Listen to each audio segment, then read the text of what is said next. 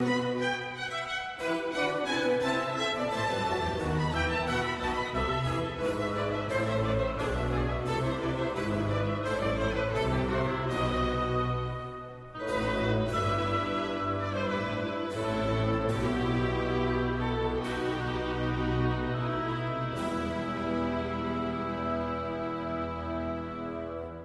un placer estar nuevamente con ustedes y por este medio poder compartir las preciosas verdades del Evangelio.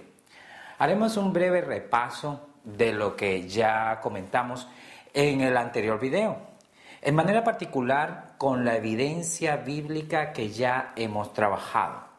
Partimos de la premisa que existe un solo Dios. Tal idea es expresada en las siguientes porciones bíblicas. Un Dios y Padre de todos, el cual es sobre todas las cosas y por todas las cosas y en todos vosotros. Acerca pues de las viandas que son sacrificadas a los ídolos, sabemos que el ídolo nada es en el mundo y que no hay más que un solo Dios. Porque hay un Dios, asimismo un mediador entre Dios y los hombres, y Jesucristo, hombre. Y vimos que la Biblia no únicamente enseña que solo hay un Dios, sino que también lo identifica.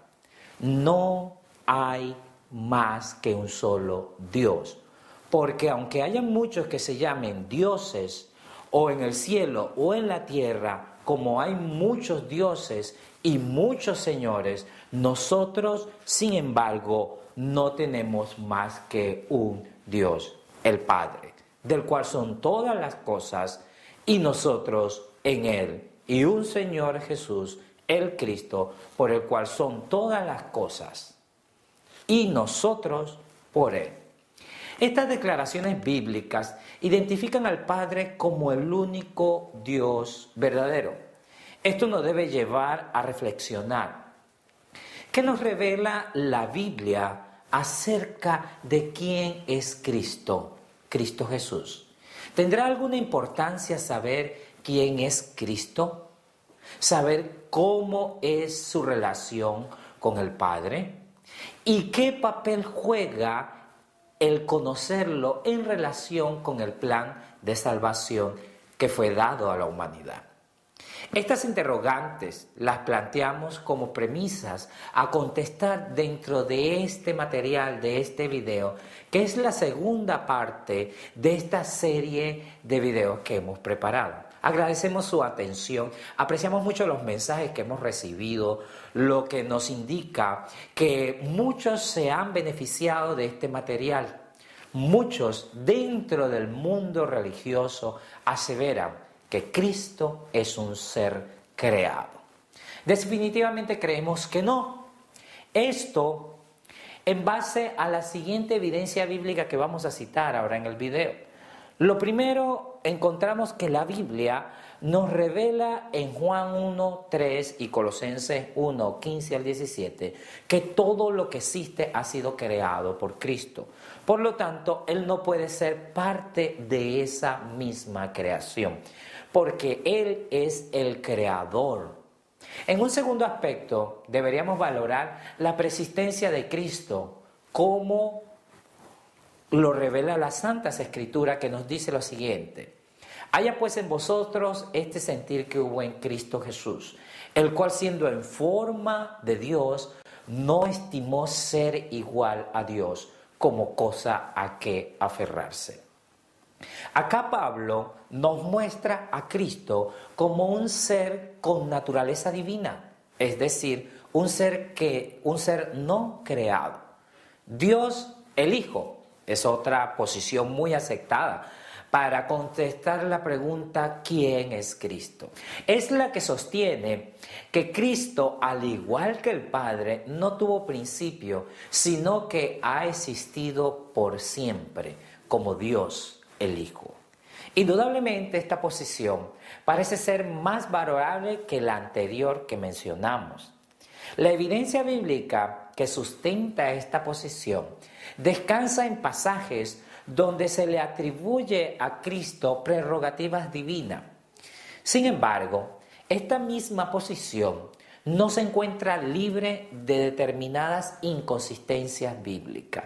Y esto ocurre porque ambas posiciones carecen de un sustento bíblico armonioso, total, global, que se pueda evidenciar en toda la Biblia, siendo más explícito en el dilema de estas dos posiciones o en medio de ambas, encontramos lo siguiente. Primeramente, si establezco que Cristo es un ser creado, me encuentro en un callejón sin salida, porque vimos algunos textos bíblicos que señalan a Cristo como un ser no creado, un ser que preexistía en forma de Dios, según lo muestra Colosenses 1, 15 al 17, Filipenses 2, 5 y 6, Juan 1, 3.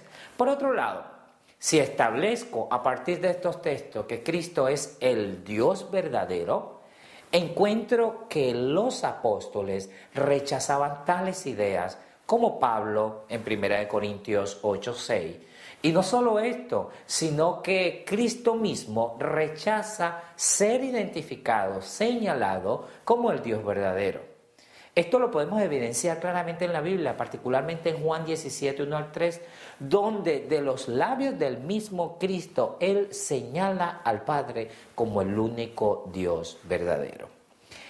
Pero de lo expuesto anteriormente, algo tiene que quedarnos bien claro: que este tema demanda urgentemente más investigación o una reevaluación en cuanto a lo que uno como cristiano cree, todo con el fin de llegar a una armonía bíblica en relación a lo que se enseña, a lo que nos muestra la Biblia, en particular acerca de la persona de Cristo. Entonces, ¿qué hacer ante estas disyuntivas que acabamos de plantear sobre este punto? ¿Quién es Cristo Jesús? ¿Será que estas son las dos únicas posiciones interpretativas que debemos tomar en cuenta? ¿O existirá otra forma de interpretar todo esto acerca de Cristo? La cruda realidad es que muchos hermanos sinceros, ante este dilema que planteamos, prefieren escoger la posición que ellos sienten o entienden que más se acerca al relato bíblico, sin antes hacer un análisis exhaustivo de la Biblia. Y con esto pasan por alto las inconsistencias bíblicas que tienen o que tiene la posición que escogen.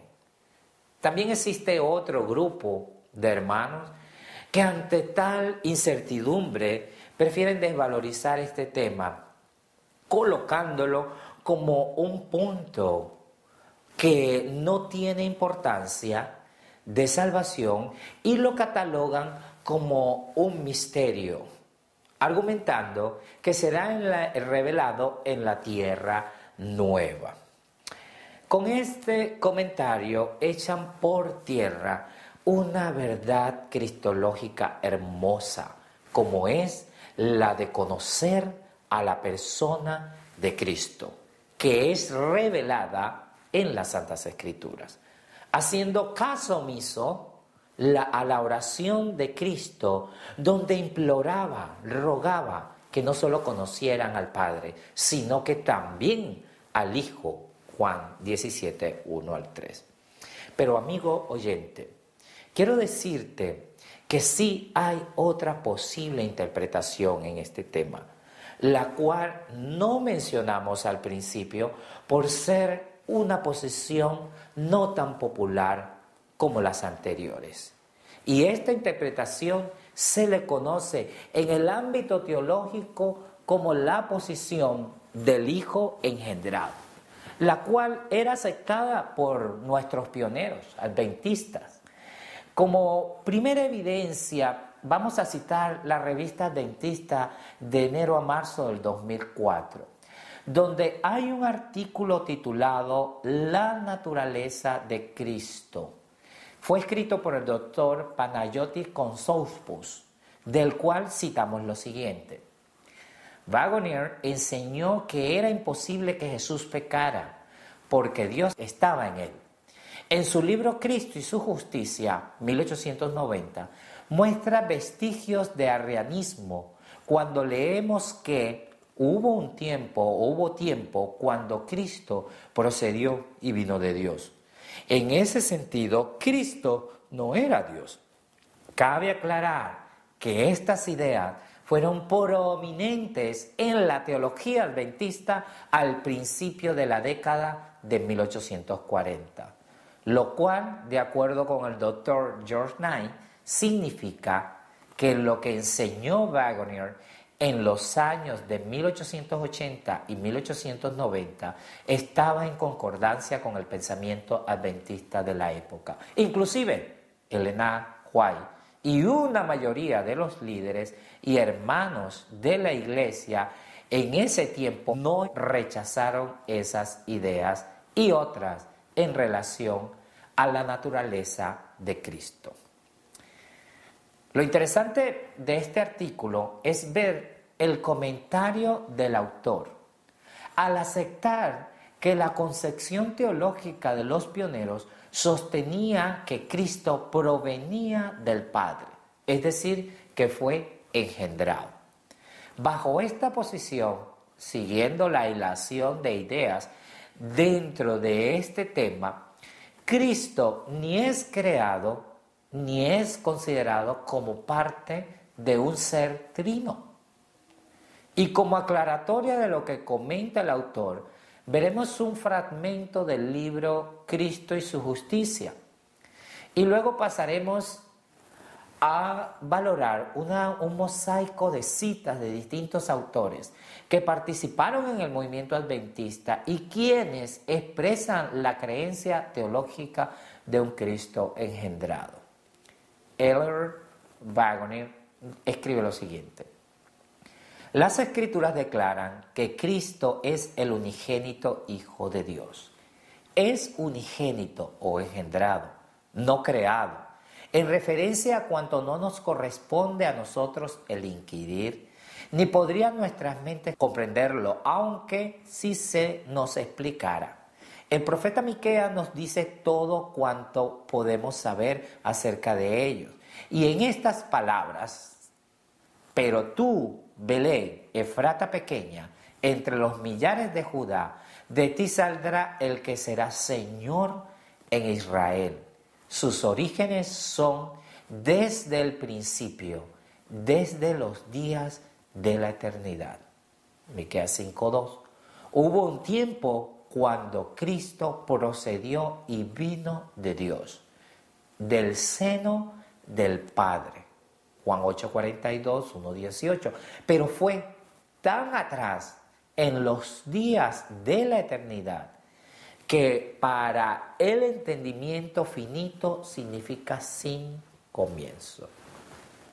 Uno de los hijos de Elena escribió acerca de este tema lo siguiente: los ángeles, por lo tanto, son seres creados de un orden necesariamente menor que su creador. Cristo es el único ser engendrado por el Padre. Estas citas nos muestran la línea de pensamiento teológico adventista de aquella época, que básicamente consistía en ver a Cristo como el Hijo literal de Dios, es decir, engendrado, quien por su origen posee todos los atributos de Dios por ser la expresa imagen de su persona, como lo expresa Hebreos 1:3. Es muy importante valorar algunas de las posiciones bíblicas sobre las cuales los pioneros fundamentaron este pensamiento cristológico. Ellos nutrieron su pensamiento cristológico en base a pasajes bíblicos que nos hablan que Cristo poseía una relación filial con el Padre. En Juan 3, 16 al 17, se expresa la idea que Dios envió a su Hijo para darle un verdadero sentido al texto, Cristo tuvo que haber existido como Hijo de Dios antes de ser enviado, ya que esto es lo que le da un valor interpretativo y coherente al texto de Juan, al decir que no escatimó ni a su propio Hijo, sino que lo dio por redención del hombre. No obstante, Salomón en Proverbios 34 nos dice lo siguiente: ¿quién subió al cielo y descendió? ¿Quién encerró los vientos en sus puños? ¿Quién ató las aguas en un paño? ¿Quién afirmó todos los términos de la tierra? ¿Cuál es su nombre?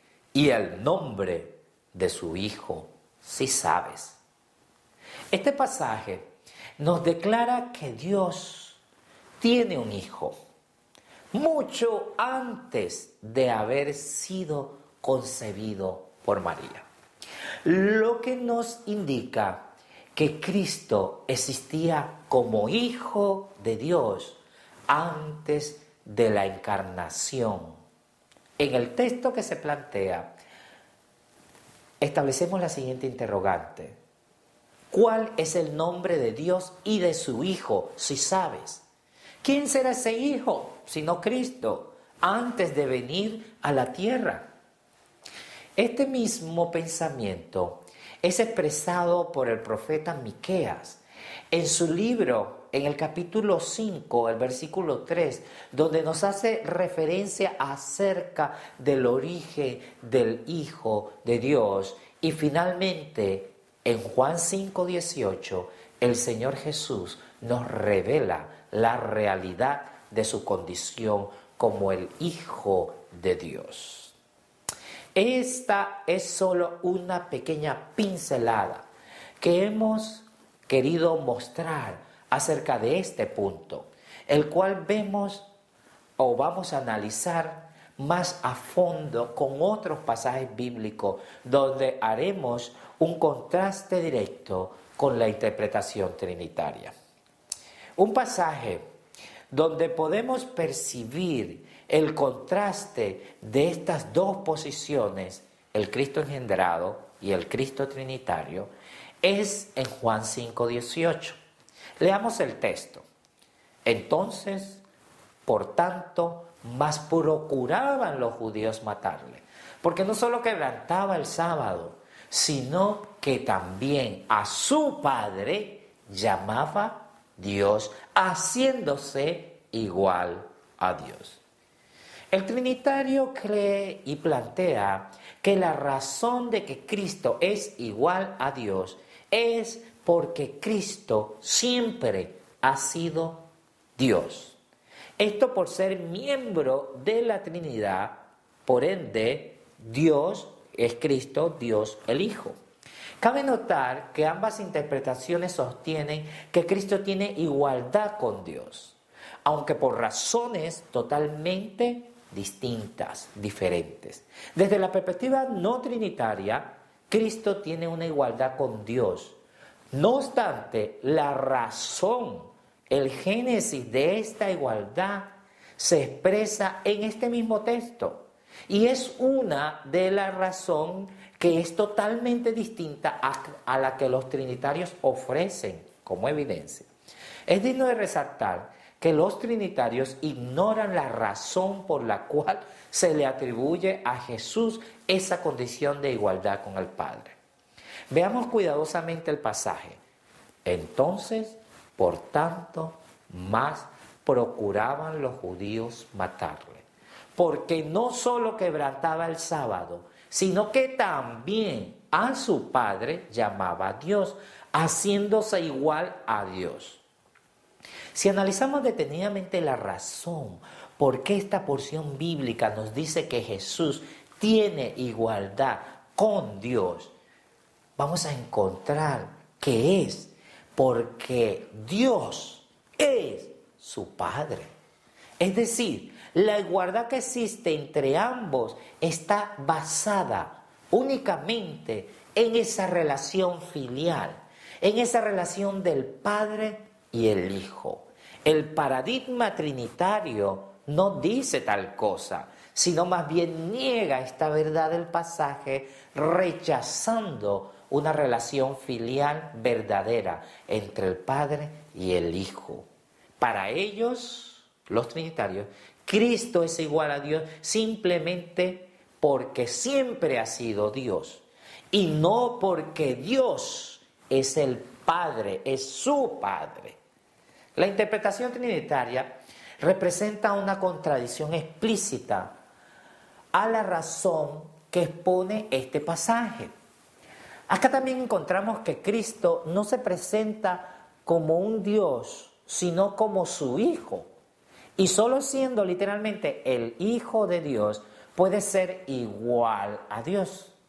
Es difícil creer que los judíos hayan interpretado la aseveración de Jesús, que Dios era su Padre, de una manera simbólica o en que hayan tomado o que la haya tomado como un rol, el cual Jesús estaba desempeñando.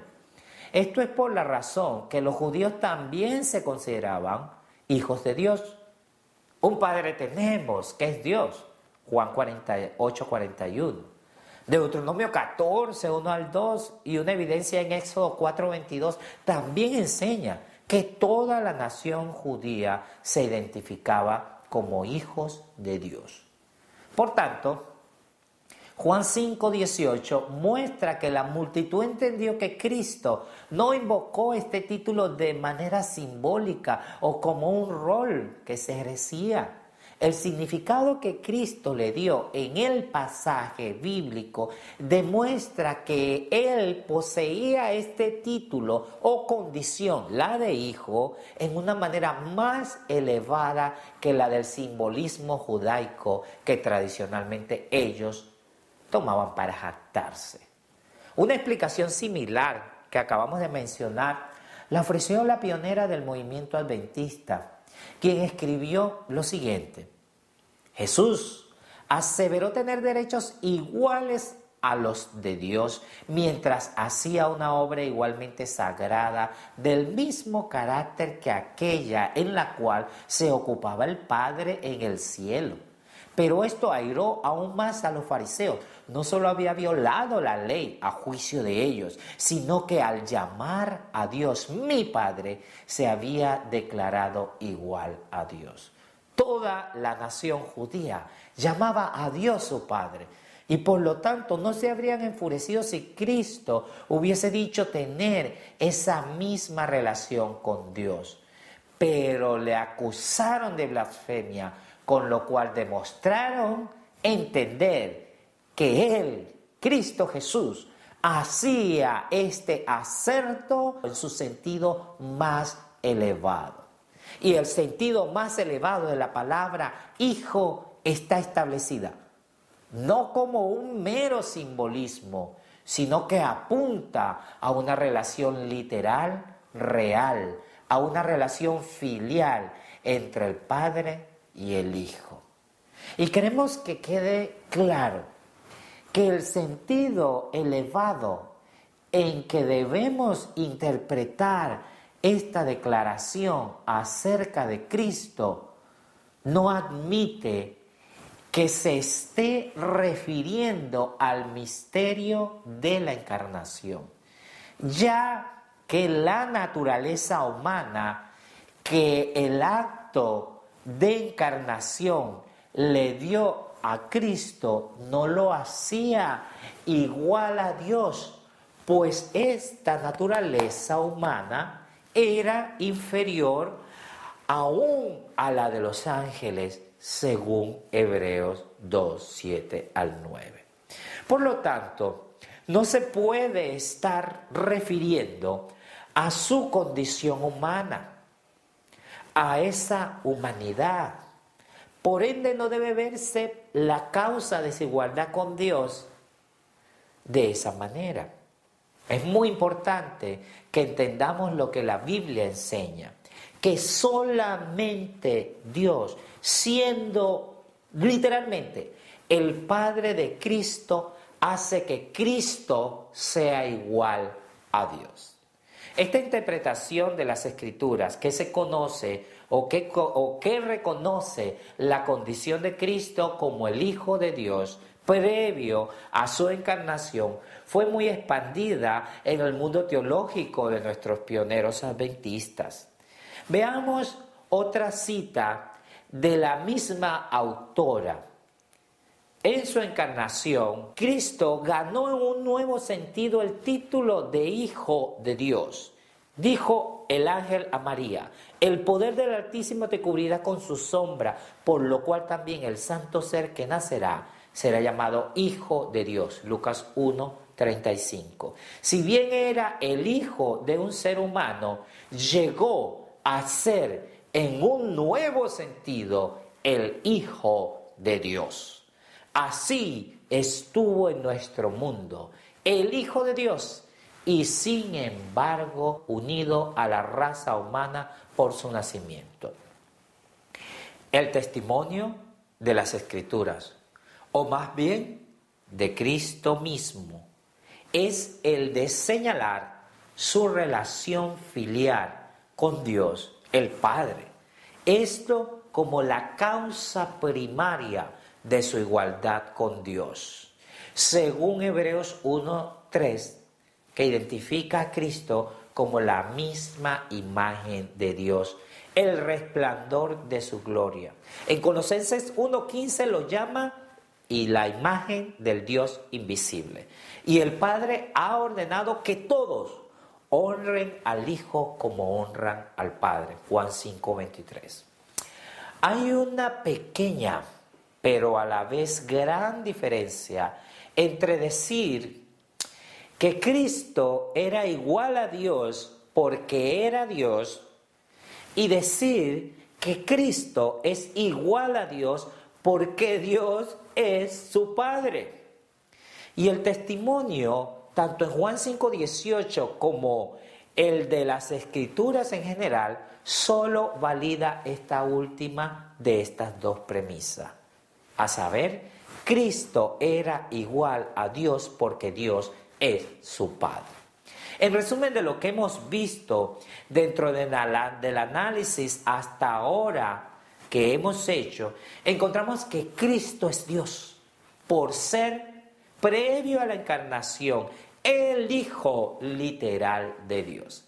Esta línea de pensamiento la compartieron los adventistas del séptimo día al comienzo de este movimiento. Algunos estarán pensando y preguntándose: si decimos que Cristo no es el único Dios verdadero, sino su Hijo, entonces, ¿cómo vamos a explicar Juan 1:1, donde nos dice que Cristo era el Verbo, era Dios? Tomemos en cuenta, primeramente, que el pensamiento cristológico adventista de aquella época concebía a Cristo como el Hijo literal de Dios. Y es dentro de esta reflexión que podían armonizar perfectamente las ideas contenidas en Juan 1:1. Te preguntarás, ¿y cómo? ¿Cómo lo podían hacer? Waggoner, en su libro Cristo y su justicia, así lo evidencia. Leamos el siguiente fragmento. El hecho de que Cristo es el único Hijo de Dios y no un ser creado, posee por herencia un nombre más sublime que el de los ángeles. Cristo, como Hijo, es fiel sobre la casa de Dios. Hebreos 1:4, 3, 6. Y puesto que es el único Hijo de Dios, es la misma sustancia y naturaleza de Dios y posee de forma innata todos los atributos de Dios. Porque el Padre agradó que su Hijo fuese la imagen expresa de su persona, el resplandor de su gloria y lleno con la plenitud de la divinidad.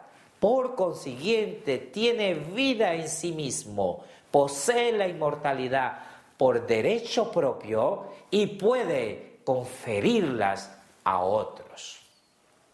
Otro prominente teólogo adventista declaró lo siguiente: Cristo es el único Hijo literal de Dios, el unigénito del Padre, Juan 1:14. Es Dios por ser el Hijo de Dios, no en virtud de su resurrección. Si Cristo es el unigénito del Padre, entonces nosotros no podemos ser unigénitos del Padre en sentido literal. Solo puede ser en un sentido secundario del término.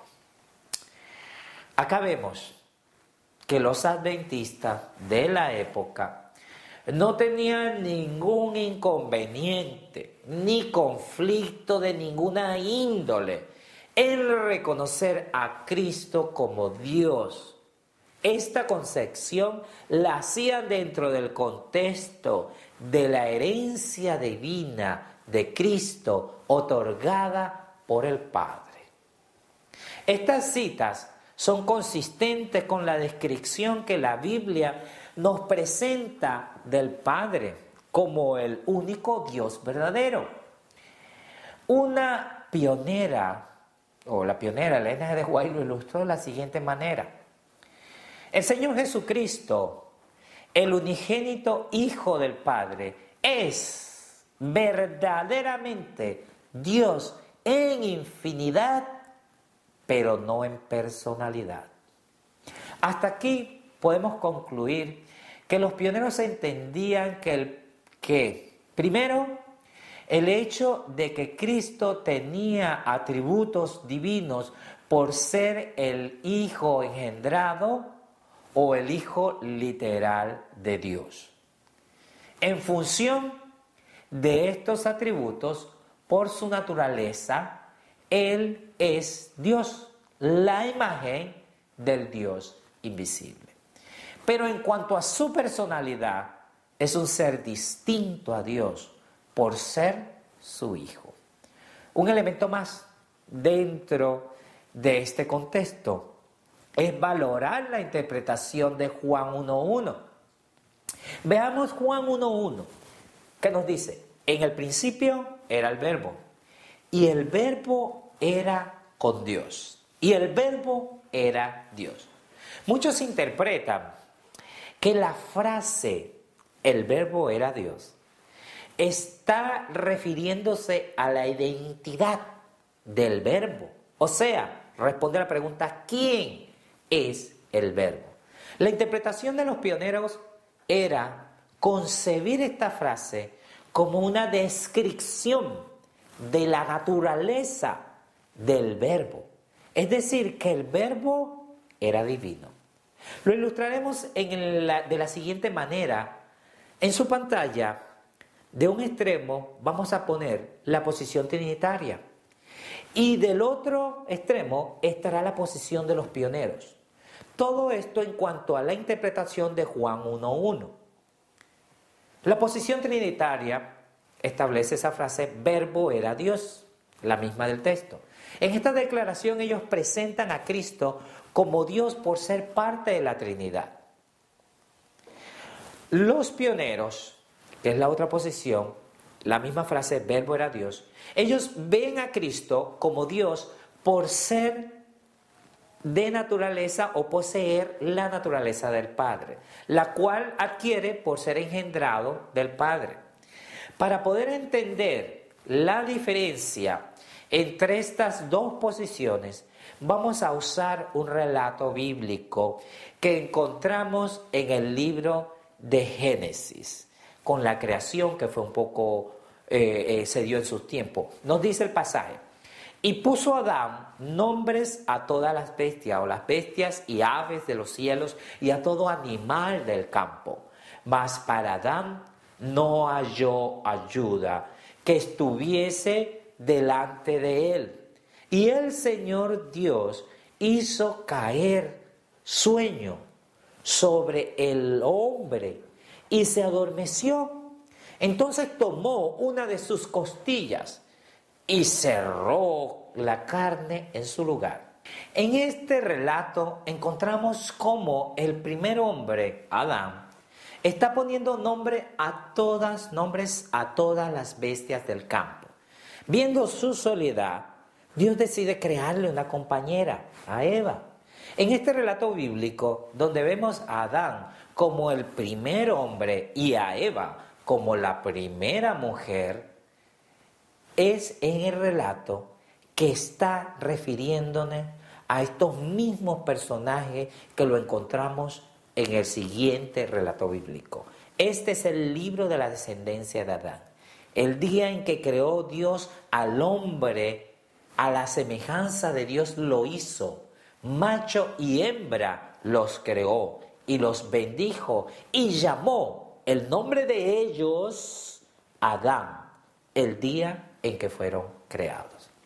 En Génesis 5, 1 al 2, encontramos que el nombre Adán, el cual habíamos previamente descrito, que era un nombre descriptivo del primer hombre, notamos el uso no solo para identificar a Adán, en el siguiente pasaje que leímos, sino que también para identificar a Eva, la primera mujer. Este es un punto importante que encontramos en Génesis, que nos da pie, nos da una pauta para concluir que en un sentido Eva es Adán y en otro sentido Eva no es Adán. En otras palabras, el punto que queremos ilustrar es que un término bíblico puede conllevar más de un significado. Decir que Eva no es Adán porque ella es otra persona distinta a su esposo Adán, y decir Eva es Adán, la cual se refiere a su naturaleza como ser humano, en la primera declaración la identifica como quién es Eva, mientras que la segunda declaración identifica qué es Eva.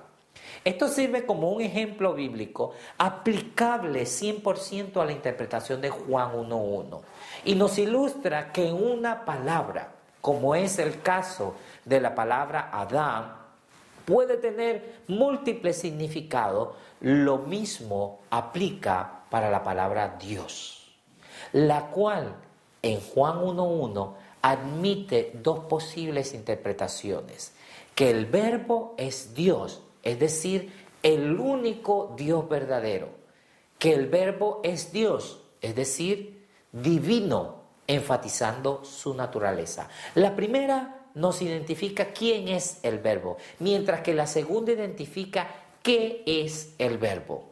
Desde la perspectiva trinitaria se establece quién es el verbo, refiriéndose a él como persona, mientras que la otra posible interpretación va a responder a la pregunta ¿qué es el verbo?, dando a entender que cuáles son las características de su naturaleza. La pregunta para nosotros hoy día es: ¿cuál de estas dos interpretaciones armonizará o armoniza más con el marco bíblico? Ahora nos concentraremos en 4 puntos que consideramos importantes para dar respuesta a esta pregunta que acabamos de plantear. El primer punto a considerar es el que la Biblia, cuando nos habla de un Dios, siempre lo hace en alusión al Padre como el único Dios verdadero. Pablo nos dice: acerca pues de las viandas que son sacrificadas a los ídolos, sabemos que el ídolo nada es en el mundo y que no hay más que un solo Dios, porque aunque hayan muchos que se llamen dioses o en el cielo o en la tierra, como hay muchos dioses y muchos señores, nosotros, sin embargo, no tenemos más que un Dios, el Padre, del cual son todas las cosas, y nosotros en Él, y un Señor Jesús, el Cristo, por el cual son todas las cosas, y nosotros por Él. 1 Corintios 8, 4 al 6. Un Dios, el Padre de todos, el cual es sobre todas las cosas, y en todos vosotros. Sin duda alguna, vemos que la Biblia es explícita en decir que hay un solo Dios, pero a la vez lo identifica como Dios el Padre. Además encontramos el testimonio mismo de Jesucristo, quien señaló al Padre como el único Dios verdadero, en Juan 17, 1 al 3. Eso sin mencionar que la interpretación trinitaria constituiría un concepto politeísta, por haber dos dioses, el Padre y el Hijo, en contra de la posición que hallamos de los pioneros, la cual no sostiene que Cristo es ese único Dios, sino más bien su único Hijo, que por ser su Hijo hereda una naturaleza divina, la cual tiene por haber sido engendrado del Padre. Por consiguiente conlleva que Cristo es el Hijo literal de Dios. Esta idea en nada contradice el pensamiento bíblico, que el Padre es el único Dios verdadero, ni rechaza la idea de que el Verbo es Dios, si bien interpretamos que esto se está refiriendo a su naturaleza. Las siguientes citas nos van a mostrar cuál era el pensamiento de los pioneros. Nos dice: el Señor Jesucristo, el unigénito Hijo del Padre, es verdaderamente Dios en infinidad, pero no en personalidad. De este fragmento podemos decir que Cristo es Dios en un sentido, en su naturaleza, pero en otro no lo es, en el otro sentido, por ser un ser distinto al Dios verdadero. Y Waggoner, en su libro Cristo y su justicia, escribió: aquí encontramos al Padre refiriéndose al Hijo como Dios y diciéndole: tú pusiste los cimientos de la tierra y los cielos son la obra de tus manos. Cuando el Padre mismo le reconoce ese honor al Hijo, ¿quién es el hombre para negárselo? Una palabra de precaución es aquí oportuna. No imagine nadie que podemos exaltar a Cristo en detrimento del Padre, o que podemos con ello menospreciar al Padre. Eso es imposible, puesto que uno solo es el interés de ambos. Honramos al Padre al honrar al Hijo. Tenemos presentes las palabras de Pablo: para nosotros hay un solo Dios, el Padre, de quien proceden todas las cosas y para quien nosotros vivimos, y un Señor Jesucristo, por medio de quien son todas las cosas y por medio de quien vivimos. 1 Corintios 8:6. Tal como ya hemos dicho, fue por Él como Dios hizo los mundos. Todas las cosas proceden finalmente de Dios el Padre. Aún Jesucristo mismo procedió y salió del Padre, pero agradó al Padre que en Él habitase toda la plenitud y que Él fuera el agente directo e inmediato en todo acto de la creación. En resumen, cuando la Biblia habla de que hay un único Dios verdadero, categóricamente se refiere al Padre. Como segundo punto importante a valorar en esta reflexión está lo que nosotros conocemos como la jerarquía divina. El apóstol Pablo en varias cartas declara que Dios no solo es el Padre de Cristo, sino también su Dios, para que concordes a una boca glorifiquéis a Dios y el Padre de nuestro Señor Jesucristo. Bendito sea el Dios y Padre del Señor Jesucristo, el Padre de misericordias y el Dios de toda consolación. Bendito el Dios y Padre del Señor nuestro Jesucristo, el cual nos bendijo con toda bendición espiritual en lugares celestiales en Cristo. Que Dios del Señor nuestro Jesucristo, el Padre de gloria, os dé espíritu de sabiduría y de revelación para su conocimiento. Mas quiero que sepáis que Cristo es la cabeza de todo varón, y el varón es la cabeza de la mujer, y Dios la cabeza de Cristo. De igual manera, Pedro confiesa esta verdad cuando nos dice: bendito el Dios y Padre de nuestro Señor Jesucristo, que según su grande misericordia nos ha regenerado en esperanza viva y por la resurrección de Jesucristo de los muertos.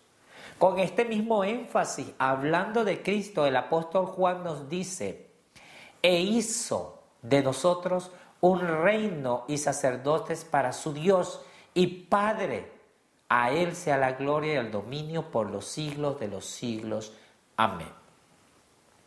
De igual manera, Jesús, antes de su ascensión al cielo, declaró: no me toques, porque aún no he subido a mi Padre, mas ve a mis hermanos y diles: subo a mi Padre, a vuestro Padre, a mi Dios y a vuestro Dios. Y aún después de su glorificación en los cielos, Cristo declaró: he aquí, yo vengo presto, retén lo que tienes para que ninguno tome tu corona. Al que venciere, yo lo haré columna en el templo de mi Dios y nunca más saldrá fuera. Y escribiré sobre él el nombre de mi Dios y el nombre de la ciudad de mi Dios, la nueva Jerusalén, la cual desciende del cielo de mi Dios y mi nombre nuevo.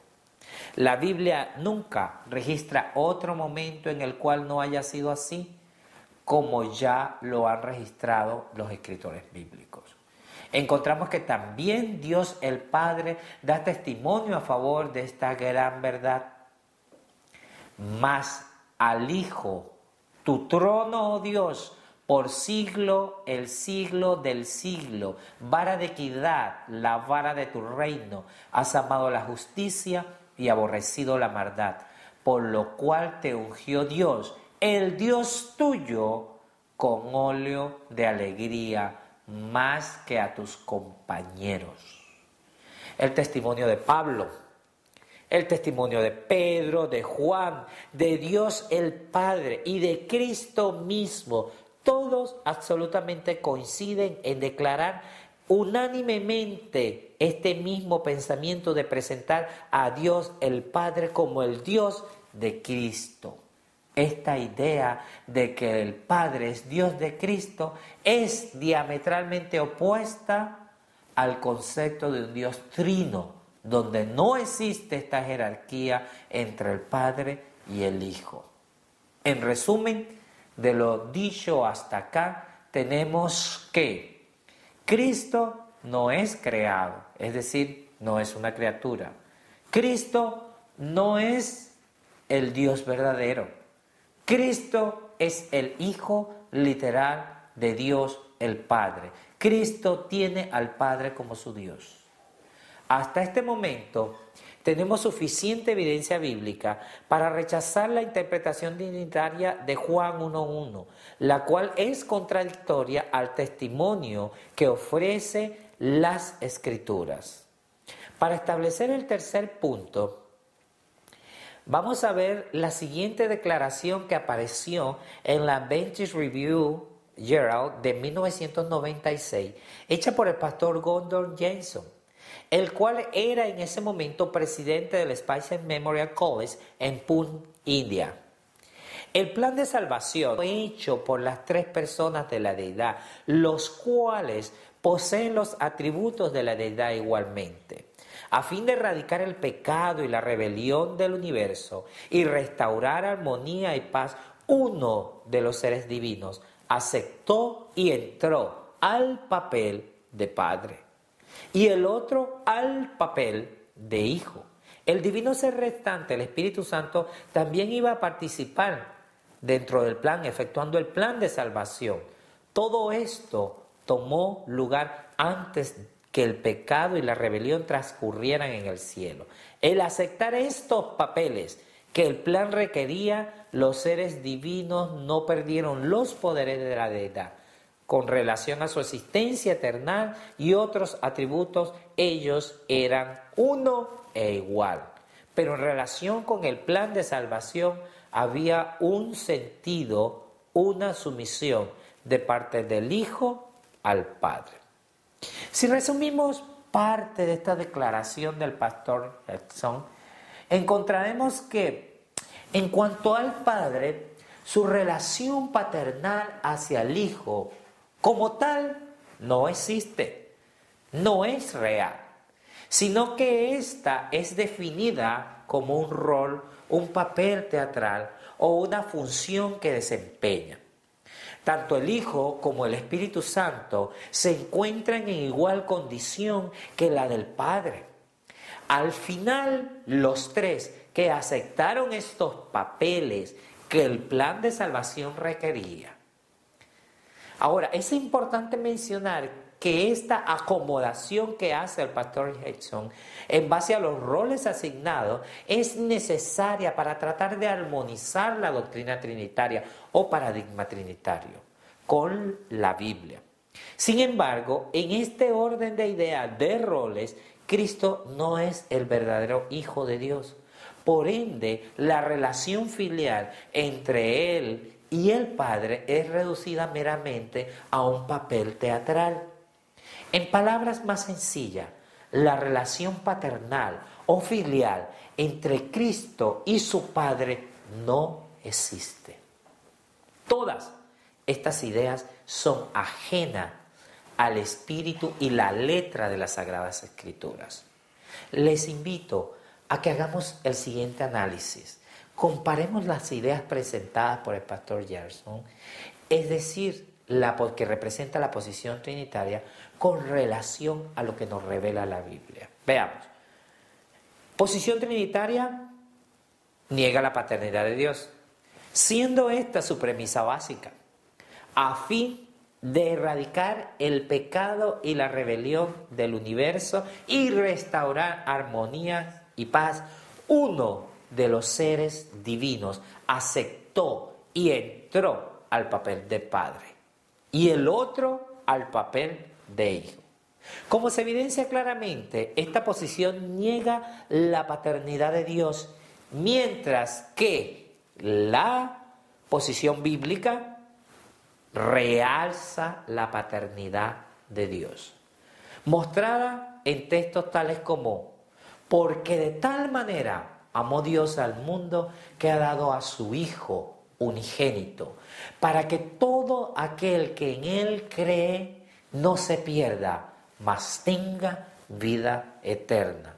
Porque no envió Dios a su Hijo al mundo para que condene al mundo, mas para que el mundo sea salvo por Él. Otro pasaje. En esto se mostró el amor de Dios para con nosotros, en que Dios envió a su Hijo unigénito al mundo, para que vivamos por Él. En esto consiste el amor. No que nosotros hayamos amado a Dios, sino que Él nos amó a nosotros y ha enviado a su Hijo en propiciación por nuestros pecados. Otra evidencia, el que aún a su propio Hijo no perdonó, antes le entregó por todos nosotros.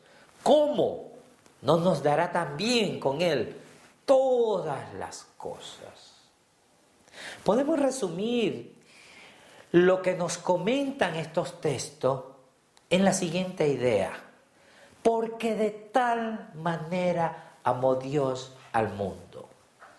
En esto se mostró el amor de Dios para con nosotros, que ha enviado a su Hijo en propiciación por nuestros pecados.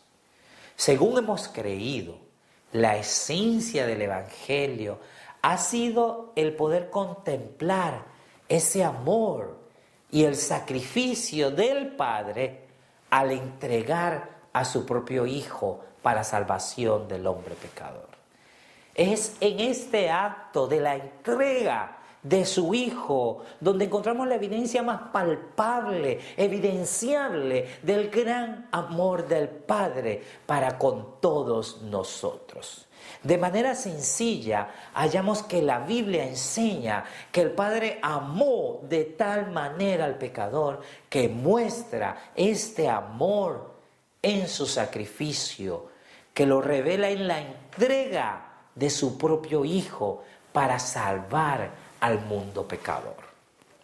Estas mismas ideas, desde la perspectiva del pastor Henson, que es que escribe este artículo, se interpretan de la siguiente manera: que la esencia del Evangelio está en contemplar el amor y el sacrificio del Padre, quien en realidad no es el Padre, sino que es un actor, porque toma un rol, el cual entrega a alguien que actúa como si fuera su hijo para salvación de la raza humana, lo cual reduce el plan de salvación a un acto ficticio.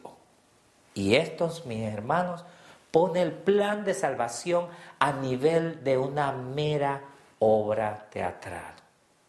La reflexión es esencial. ¿Cómo concibes el amor de Dios para ti? ¿Es el amor de un padre amoroso o de alguien que solamente está desempeñando un papel?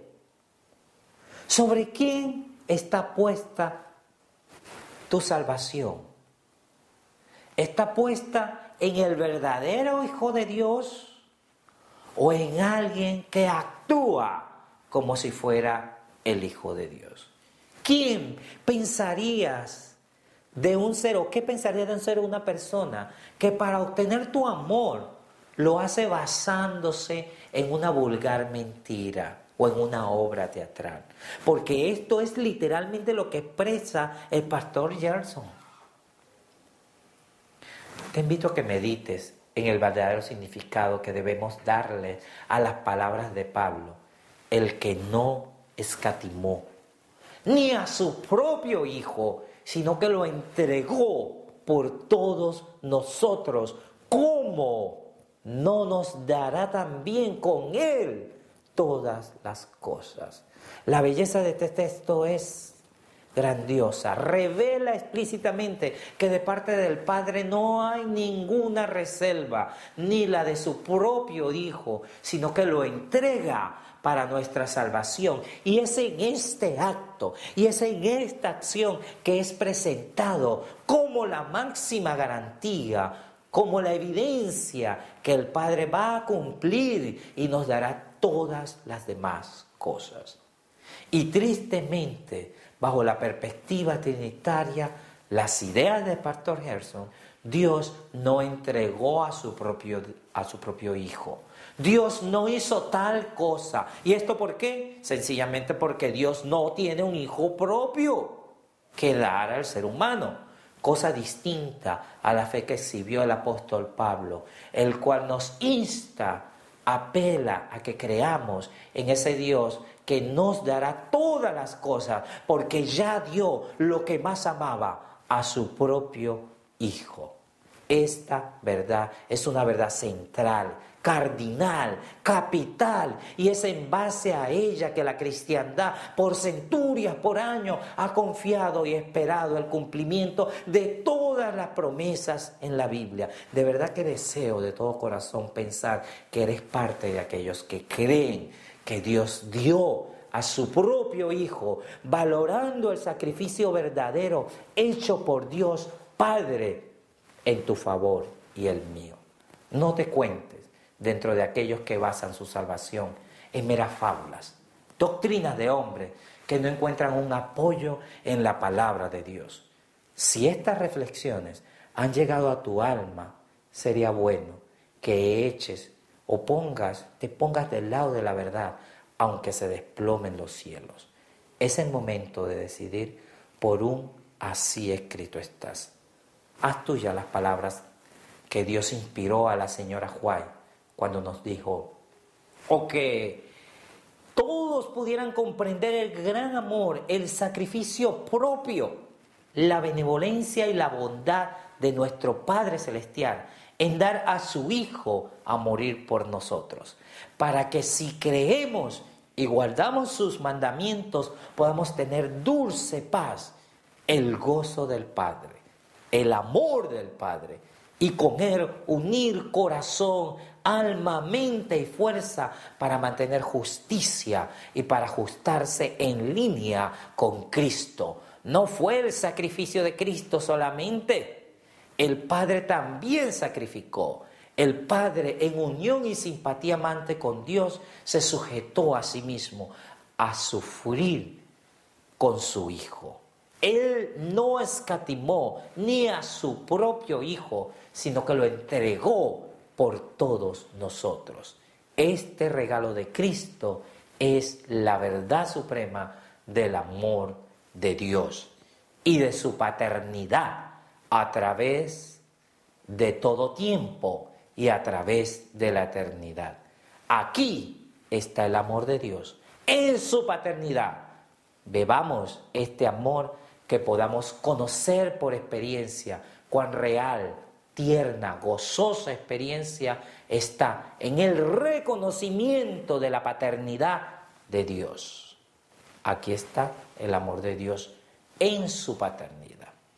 Bien, mi querido oyente, hasta aquí la primera porción de esta sesión cristológica, la cual hemos dividido en 2 sesiones.